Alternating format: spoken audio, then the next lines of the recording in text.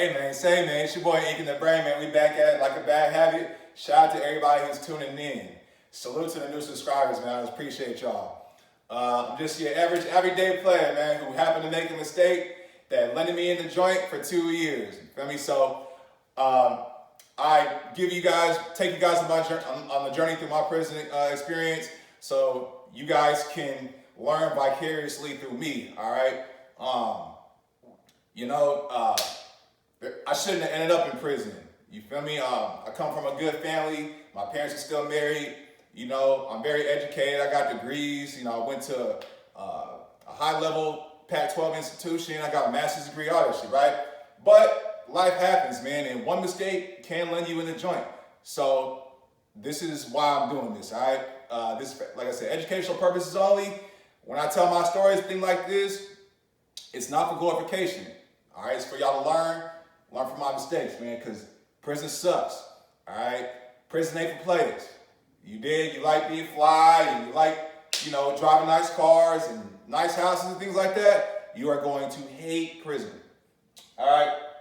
But this episode, I'm talking about, my transition from county jail into reception, my first day. All right, so reception, what is reception? Reception is where you're gonna go and it's these people's job to assess your inmate score, and it's basically a risk or inmate risk score. And the risk score is how dangerous are you to staff and other prisoners. So, for example, say you have a guy who you had a guy who did 5 years back in 2005, right? He got out in 2010. And throughout that 5 years, he caught 2 stabbings, he beat 5 people up, and he got an assault on an officer, right? Now, versus a person who, got 1 year back in 05, and he didn't have not one ticket, no assault tickets, no fight tickets, or nothing, not one write-up, but he has to go back now. That person that caught all those stabbings and all that, they're gonna put him on either a 4-yard or supermax because his inmate score is gonna be higher than the previous guy. So that's what reception is, right? And what I want you to know is reception is a one-size-fits-all kind of environment. And what I mean by that is you can have a guy who's doing, maybe just 7 months for a DUI, but you can have this other dude that's doing 25 to life for a murder, and y'all in the same cell because it's reception. They don't really care about, you haven't gotten to that point where they can put you on a 2-yard, 3-yard, or 4-yard yet, right? So, and come to find out, and I didn't know this, actually, no, I lied.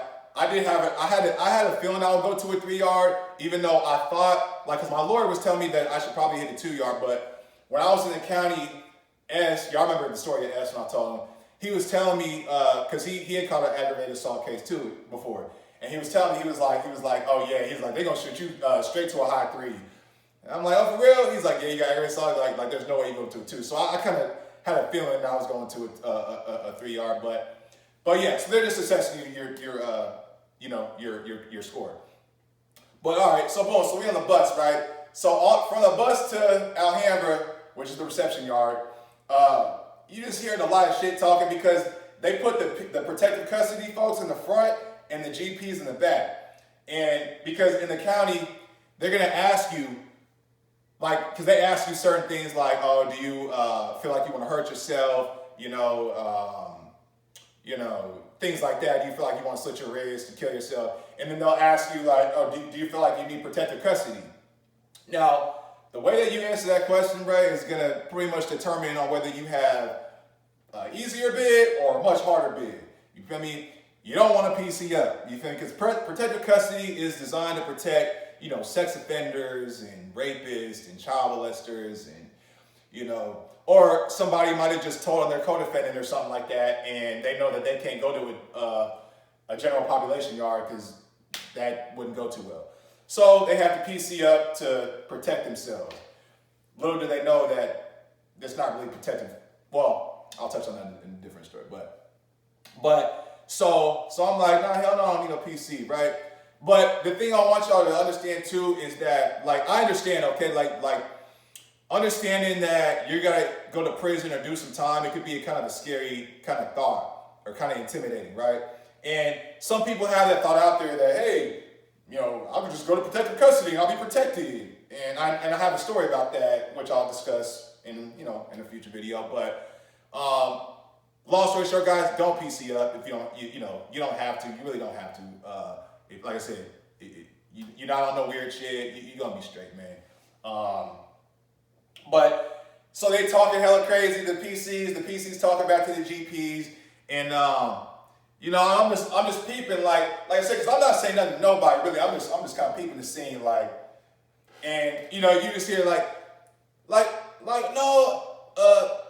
no, they said that's you know say they so it said you do stuff they say that's all bad, that's all bad. So you just hear it like that. I'm just like, oh man, so you hearing just shit talking on the bus and shit.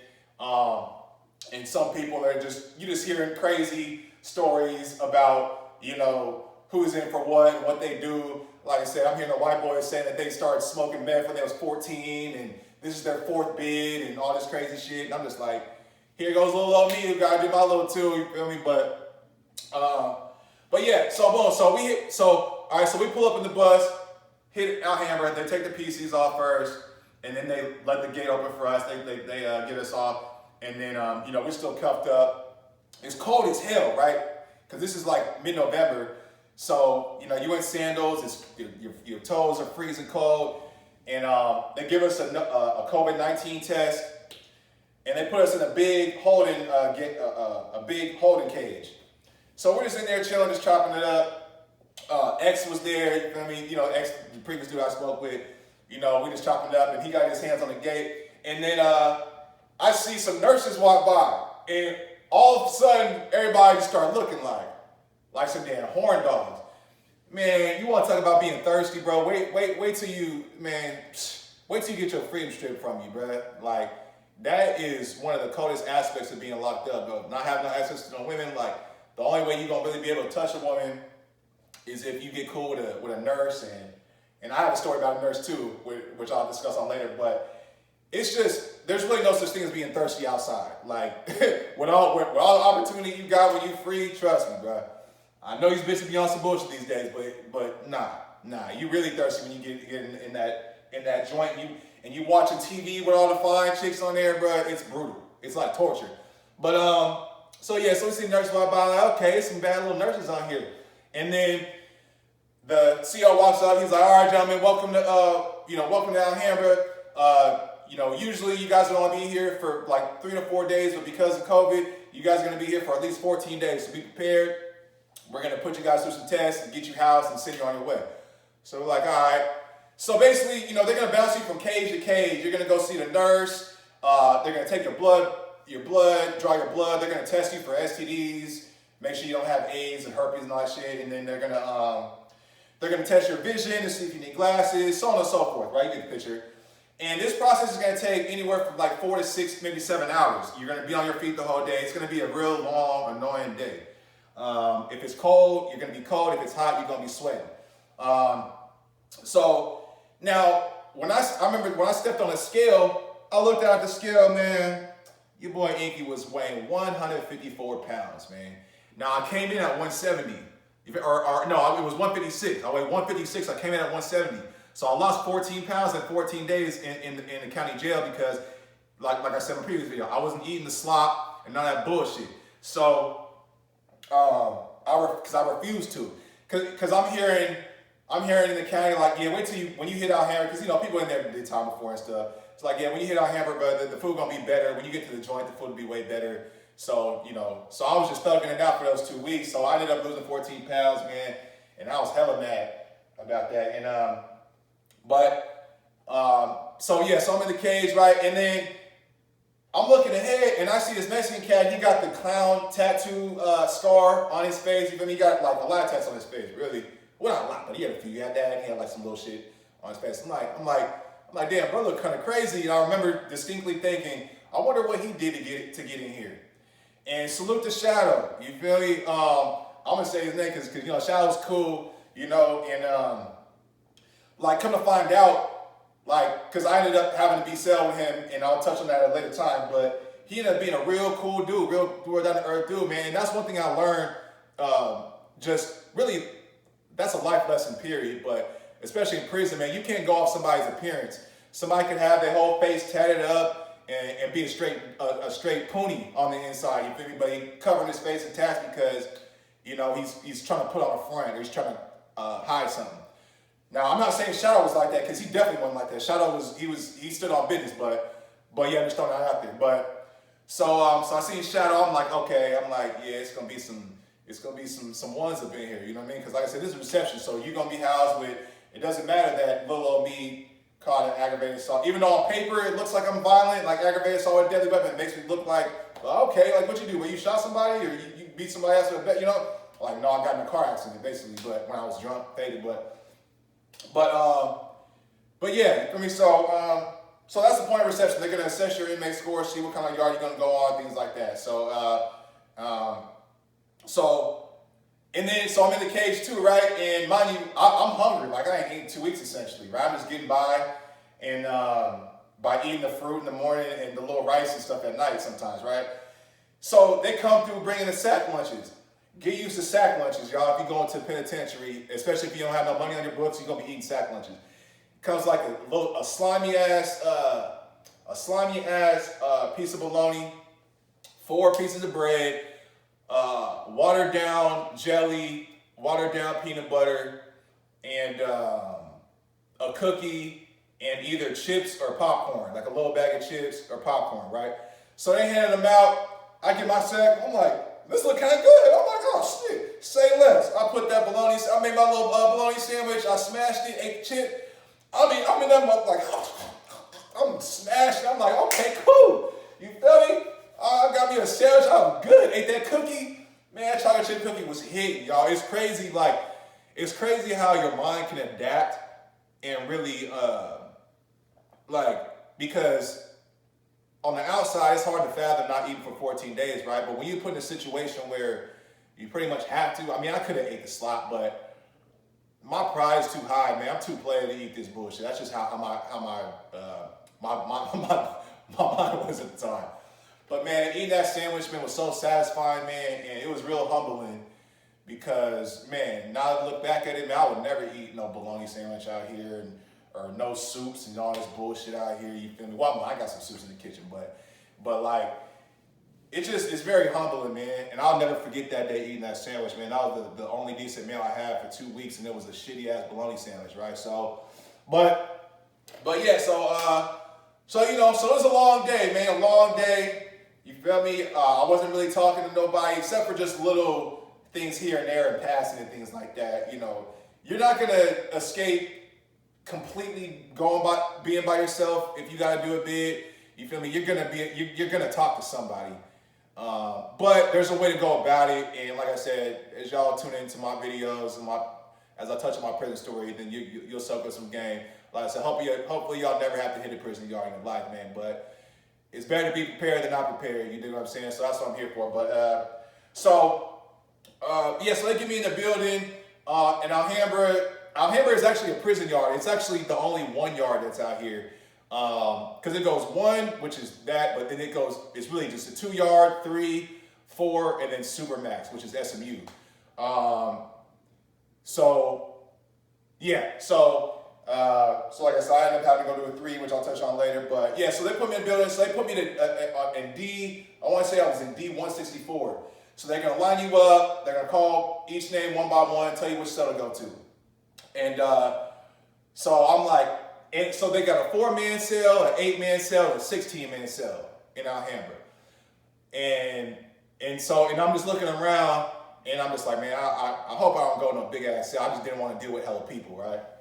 It wasn't that I was on no scary shit. I didn't want to be around hella people.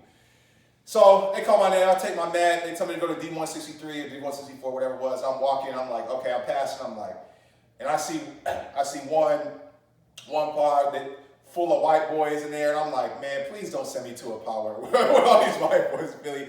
But shout out to the white boys who watch my channel, man. You feel me? Nothing towards y'all. Y'all gotta understand, man. Prison, it's a whole different ball game. You feel me? It's segregated. It is what it is, man. So, but some of this cell, I walk up and I look inside the cell I'm going into. I'm like, okay, this is a 4-man cell. They popped the gate. They popped the door for me.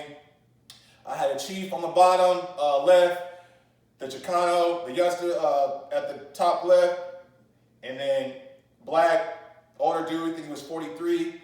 What was his name? Billy Ray. Shout out to Billy Ray. Feel me? Cool dude. He was kind of on some simp shit, but cool dude nonetheless, though. And I'll touch on that a little later too. But cool dude nonetheless. And then, so I was at the top, so I just set my mat down, said what's up to the Chicano, because I think that the other two was asleep. And then, yeah, that was my first day, man. I finally made it to Alhambra.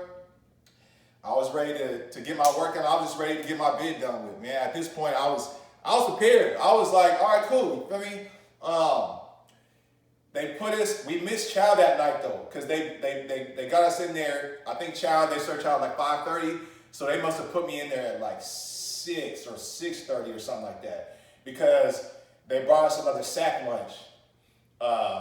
So I missed chow, but I slammed that sack lunch again. You know, I was cool with that, you know. And then in my cell, they didn't turn the lights off, so it was bright as hell. So I had to sleep with the lights off, but I was just happy to be out the county jail, man. So, you know, put the shit on my head, and I was like, all right, it's my time, man. It's my time to get my time out the way, man. But hey, this one Ink in the Brain, man. If you like the video, just go ahead and drop that like button, click that like button, man. And I'll see you on the next one. Y'all be smooth, be solid.